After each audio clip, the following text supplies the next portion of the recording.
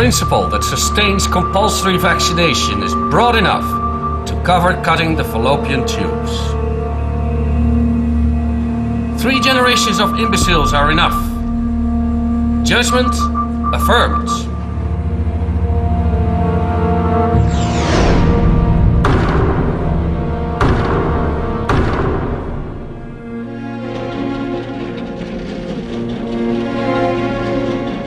강제 불임 시술에 대한 연방 대법원의 최종 합헌 판결이 있고 6개월 후 캐리벅은 불임 시술을 받았습니다. 자신의 뜻과 상관없이. 그리고 죽을 때까지 아이를 낳지 못했습니다.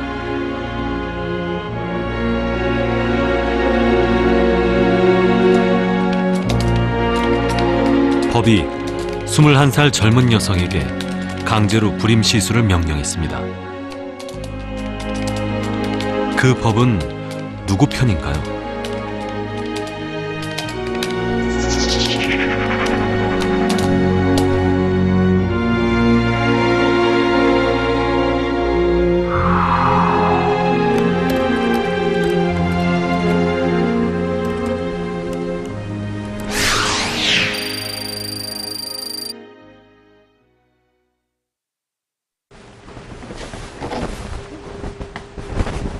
신체 자유는 인간이라면 누구나 인정받는 최소한의 권리입니다. 그런데 왜 캐리벅은 꽃다운 젊은 나이에 강제로 불임 시술을 당해야 했을까요? 그것도 법의 이름으로 말입니다. 법이란 무엇일까요? 또 정의란 무엇일까요? 과연 법으로 정의를 실현할 수 있는 걸까요?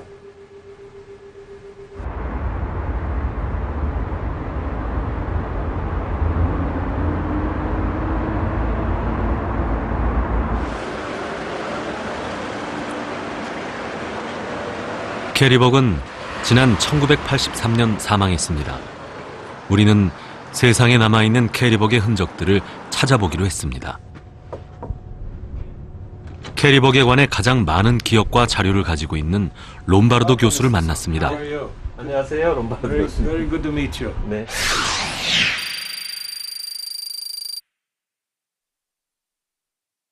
And that's Carrie on the left.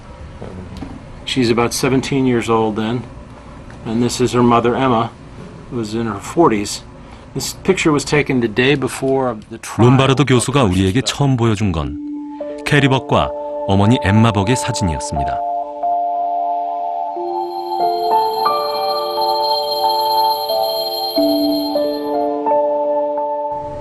Well, I was a student in law school, and I was having breakfast in a restaurant, and I found a newspaper in which people who had been sterilized by the state of Virginia were suing the state for money. Carrie Buck was one of those people, and her sister was also there.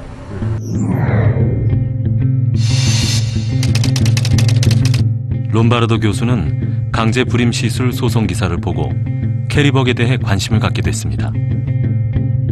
Recounting what Justice Oliver Wendell Holmes had said when he said it was better for all the world if people like Carrie Buck would be sterilized, it would be better to be sterilized than to be hung for being a criminal or starve because you were an imbecile, he said. And then he said, of course, 3 generations of imbeciles are enough. That was a line that people remembered, and it was a line that got headlines in newspapers.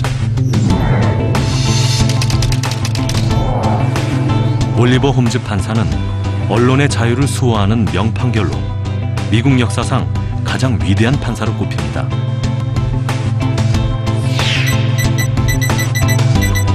그런 홈즈 판사가 우생학적 불임 시술을 허용하는 판결을 내린 것은 충격이었습니다. 30여 년 전 그날의 충격은 한 법대생의 박사학위 논문이 됐습니다.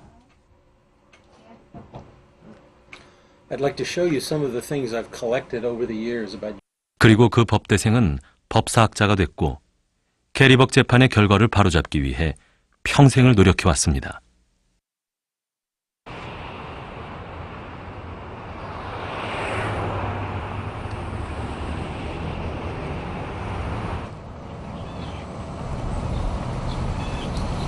캐리의 강제 불임 시술은 불행했던 어린 시절과도 관련이 있습니다. 캐리가 어렸을 때 이혼한 어머니 엠마는 국어를 하면서 아이들을 키우다가 매춘까지 하게 됐습니다. 그리고 결국은 수용시설에 보내졌습니다.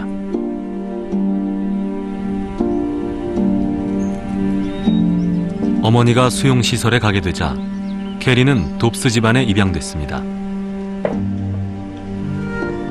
그곳에서 캐리는 집안의 허드렛 일을 도맡아 하면서 하녀 같은 생활을 했습니다.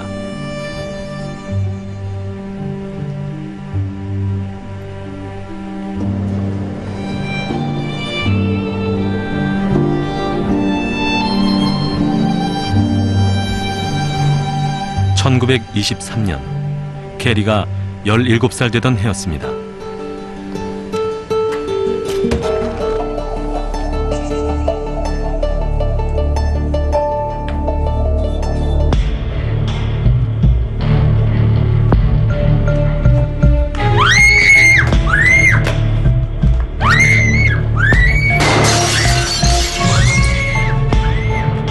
캐리는 돕스 부인의 조카에게 성폭행을 당하고 임신까지 하게 됩니다.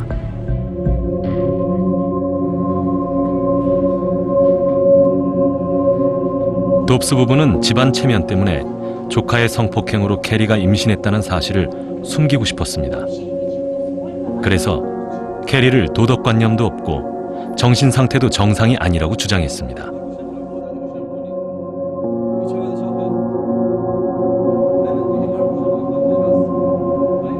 그리고 캐리를 수용시설에 보내기로 합니다. 17살 소녀가 감당하기엔 너무 큰 불행이었습니다.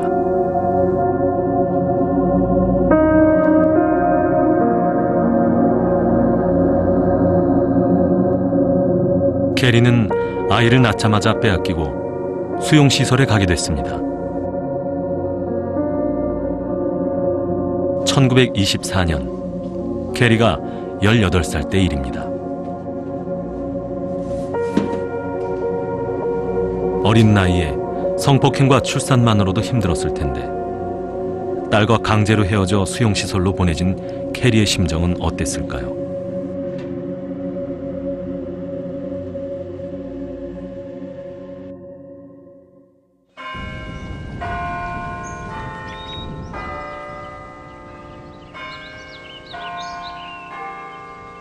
당시 캐리에겐 사회적 관심은 물론 법의 보호가 절실했을 겁니다. 그런데 사람들은 왜 법에 이런 기대를 하는 걸까요? 법이 언제나 정의롭다는 믿음 때문일까요?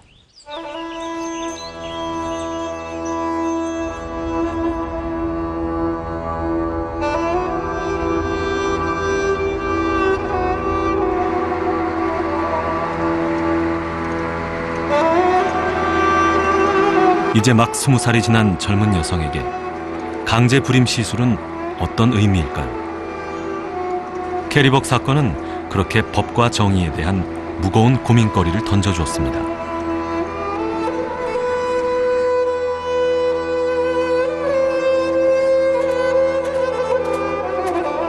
우리는 서양 문명의 발상지인 그리스에서부터 법과 정의에 관한 긴 여정을 시작하기로 했습니다.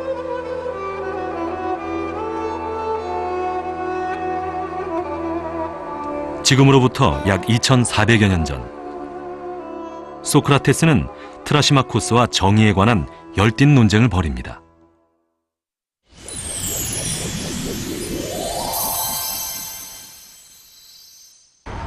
Θρασίμαχε, ξέρεις τι είναι δικαιοσύνη?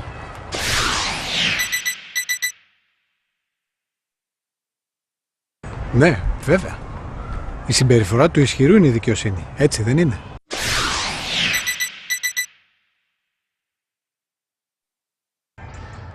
트라시마코스는 법과 정의가 강한 자의 편이라고 주장하고 소크라테스는 이에 반대합니다.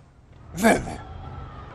Κάθε εξουσία θεσπίζει ασφαλώς νόμους για το δικό του συμφέρον. Αφού θεσπίσουν νόμους, ορίζουν πως τούτο είναι δίκαιο για τους υπηκόους τους, το δικό του συμφέρον, και τιμωρούν αυτόν που τους παραβαίνει ως παράνομο και άδικο. Άκου λοιπόν φίλε μου αυτό που σου λέω, πως δίκαιο είναι το συμφέρον του ισχυρότερου. Δεν είναι έτσι. Ο γιατρός φροντίζει τους ασθενείς. Ο καπετάνιος έχει την ευθύνη για την ασφάλεια των αυτών. Έτσι και ο κυβερνήτης έχει την ευθύνη για τους πολίτες. Δάσκαλε, δηλαδή οι βοσκοί φροντίζουν για το καλό των προβάτων? Πώς νομίζω ότι είναι αλήθεια αυτό? Δεν ξέρω τι είναι δικαιοσύνη και ο νόμος ποιας πλευράς των συμφέρον εξυπηρετεί. Αλλά οι κυβερνήτες ελέγχουν τους πολίτες για το συμφέρον των πολιτών. Αυτό είναι αλήθεια.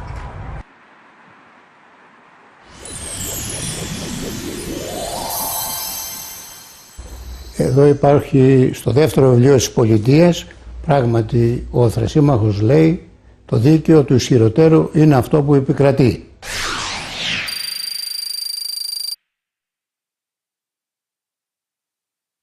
Γιατί ο ισχυρός είναι αυτός που έχει τη δύναμη, αυτός που κατέχει την εξουσία, έχει τα όπλα. Αυτός λοιπόν δεν σημαίνει ότι ό,τι επιβάλλει είναι κατά ανάγκη δίκαιο, όχι. Αλλά αυτό που επιβάλλει η βούληση όλων των ανθρώπων που συγκροτούν την πόλη. Αν δεν υπάρχει αυτό το κριτήριο, ο νόμος αυτός δεν μπορεί να ισχύσει. Επομένως, το δίκαιο του, κατά το Θρασίμαχο που ότι είναι δίκαιο είναι εκείνο που επιβάλλουν οι ισχυροί, δεν ισχύει για το Σωκράτη. I mean, the stronger do very well, the stronger, the richer.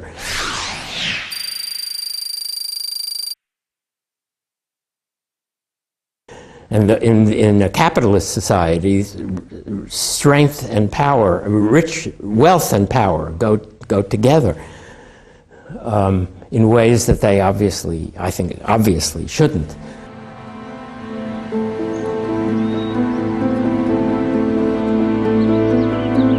법은 정말 누구 편일까요?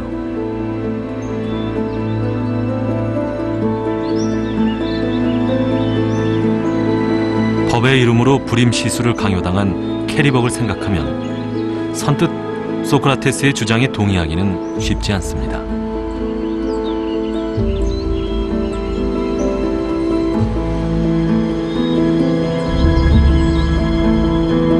트라시마코스의 주장대로 현실에서 법과 정의는 강한 자의 편은 아닐까요?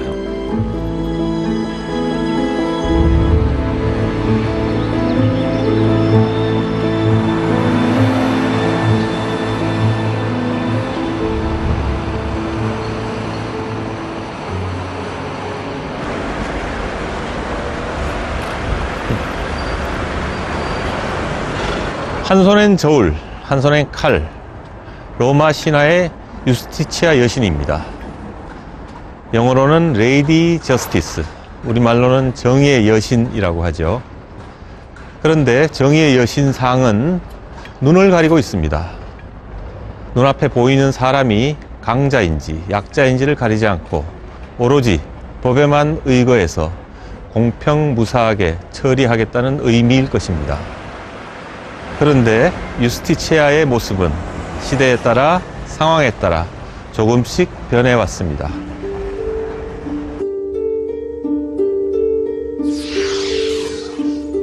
광대가 뒤에서 눈을 가리고 있는 유스티치아. 아마도 정의를 못 본다는 풍자는 아닐까요? 한쪽 눈만 가린 정의의 여신도 있습니다. 눈을 뜨고도 눈을 가리고도 정의를 외면한다는 의미는 아닐까요? 눈을 뜨기도 하고 감기도 하고 칼을 들기도 하고 저울을 들기도 하고 서로 다른 모습을 하고 있는 정의의 여신은 정의를 못 본다는 비판과 풍자의 의미입니다. 동시에 법과 정의에 대한 사람들의 기대와 열망이기도 합니다.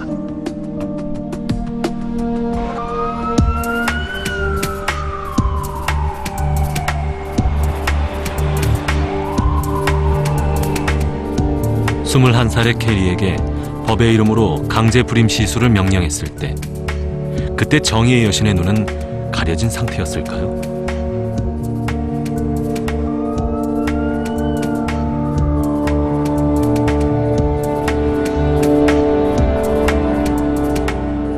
And I think that's one way in which there will always be some difference between law and justice.